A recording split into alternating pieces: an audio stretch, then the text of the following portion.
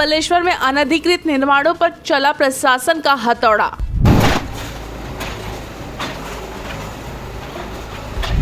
यद्यपि उक्त आयधारकों के वेन्ना लेक के पास नदी में निर्मित अनधिकृत संरचनाओं को हटाने के लिए नोटिस जारी किए गए थे, लेकिन उसे हटाया नहीं गया। मुख्य मजिस्ट्रेट योगेश पाटिल, प्रांतीय मजिस्ट्रेट, तहसीलदार, पुलिस कांस्टेबल के समक्ष कार्रवाई की गई।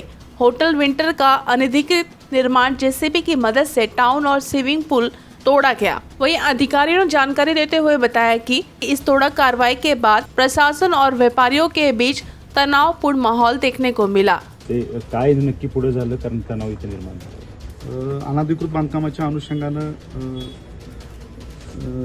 आपल्या इकोसेन्सी 2च्या अनुषंगानं 5 मिळकतधारकांच्यावरती कारवाई FIR ऑलरेडी दाखल होते आणि अनधिकृत बांधकाम निष्कासित करण्याच्या अनुषंगानं आज कारवाई मोहीम नगरपालिका त्याचबरोबर तालुका प्रशासनाच्या वतीनं घेण्यात आली होती।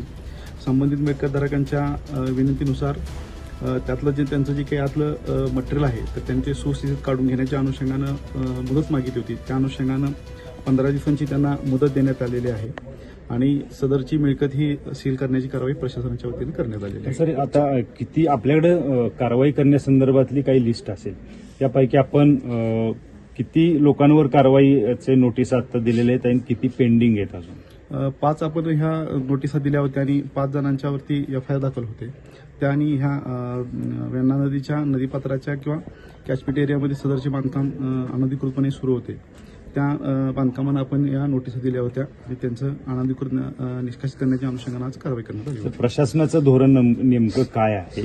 कारण जी आधी झालेली अनधिकृत बांधकामं आहेत त्याच्यावर सुद्धा हातोडा प्रशासनाचा पडणार की इथून पुढे जी चालू बांधकामं आहेत त्याच्या संदर्भातले आपण फक्त लक्ष घालताय? सध्या सुरू असणाऱ्या बांधकामांच्या अनुषंगानं हे अनधिकृत बांधकामाचं प्रमाण वाढू नये या अनुषंगानं आपण कारवाई करतो। सर, लोकल लोकांची किंवा स्थानिकांची जी म्हणणं आहे, आम्ही बोललो मगाशी की स्थानिकांवर कारवाई केली जाते, मात्र जे धनदांडगे आहेत किंवा बाहेरच्या लोकांचे जे बांधकाम आहे त्याच्यावर मात्र कारवाई होत नाही। आरोप आहे लोकांचा। सदरचा परिसर हा ग्रीन झोन आहे आणि त्याचबरोबर आपला महाबळेश्वर तालुका इकोसेन्सिटिव्ह झोन असल्या कारणानं जे काही DC रूल्स आहेत किंवा बांधकाम परवानगीच्या अनुषंगाने जे काही सर्क्युलर्स आहेत किंवा सूचना आहेत त्या अनुषंगानं आपण ह्या कारवाईच्या आपण पुढे जातोय, आपण सामोरे जातो। नाही, आरोप लोकांचा स्थानिकांचा जो आहे तो आहे की धनदांडग्यांवर कारवाई होत नाहीये। छोटी छोटी जी हॉटेल आहेत त्याच्यावरच कारवाई करते प्रशासन आणि हे बऱ्याच वेळा आतापर्यंत झालेलं आहे। अशा तक्रारी खूप नगरपालिकेमध्ये पेंडिंग आहेत।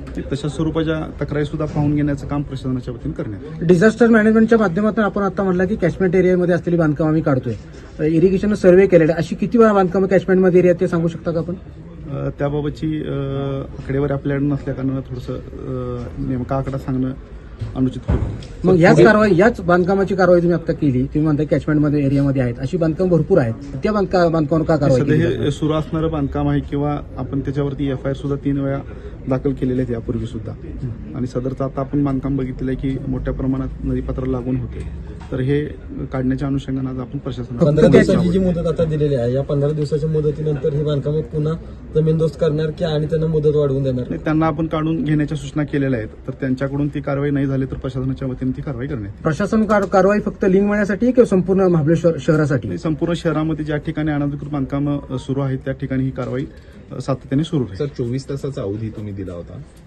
6 वाजता त्या व्यक्तीला नोटीस मिळते आणि सकाळी 6 वाजता कारवाई सुरू होते, म्हणजे असं का म्हणजे त्यांचं म्हणणं पडतंय की अशा पद्धतीनं जे 24 तासांपेक्षा जास्त कालावधीपूर्वी त्यांना नोटीस पोहोचली होती। त्याचबरोबर यापूर्वी सुद्धा काही मिळकतधारकांना 2-2, 3-3 नोटिसा दिलेल्या आहेत किंवा काही मिळकतदारांची 2-2, 3-3 FIR सुद्धा दाखल आहे।